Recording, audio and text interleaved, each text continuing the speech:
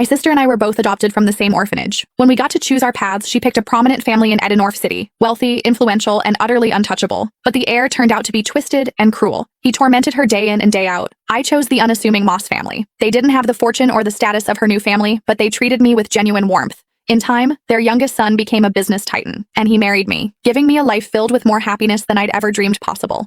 Consumed by jealousy, my sister secretly strangled me. But when I opened my eyes again, I found she had shamelessly stolen the life I'd built, this time, choosing the Moss family for herself. "Carmen," she sneered, "now it's your turn to suffer." I almost laughed out loud. Did she think the Moss heir was some simple jackpot? I opened my eyes on the very day my sister Hazel and I were to be chosen for adoption. "I'm very obedient, and I can do all the housework. Please pick me," Hazel simpered, putting on a show of perfect innocence, as she clutched the hand of Brad Moss, the Moss family's youngest son. So, she was a reborn too. "Girl," said a refined woman, her voice cool with confusion.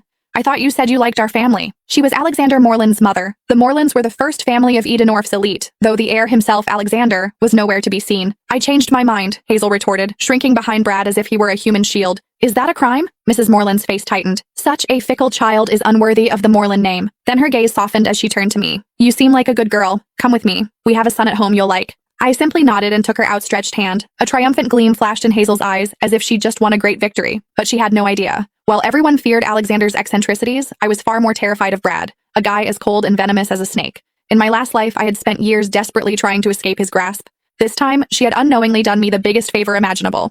As Mrs. Moreland stepped outside to get the car, Hazel sidled up to me, her eyes full of contempt. "Enjoy your new life, Carmen," she whispered. "This time, you're the one who will suffer."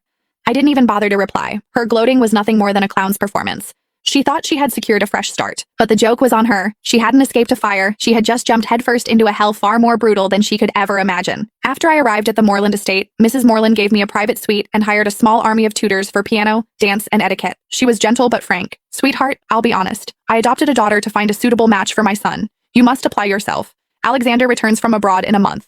If he takes a liking to you, your future will be secure. Remember, the entire Moreland legacy will be his one day." I knew from my last life that Alexander had felt nothing but disdain for Hazel, and her time here had been miserable. I didn't dare hope the cold, aloof heir would favor me either. I needed my own plan for survival. A month later, the Morelands held a grand ball to welcome Alexander home. The elite of Edenorf were all there, including the Moss family, due to their close business ties. Across the glittering ballroom, Hazel spotted me immediately. Dressed in a virginal white gown, she glided over, her smile as sharp as a knife. "Enjoy the party, Carmen," she whispered. "Tonight will be the most humiliating night of your life." I remembered this banquet well from my last life. It was when she had first met Alexander. He had taken one look at her, frowned in disgust, and told her to get lost in front of everyone. She had shamelessly clung to him, declaring herself his future wife. He had kicked her away without a second thought, but I was reborn too. I knew how her story ended, and I had already charted a different course.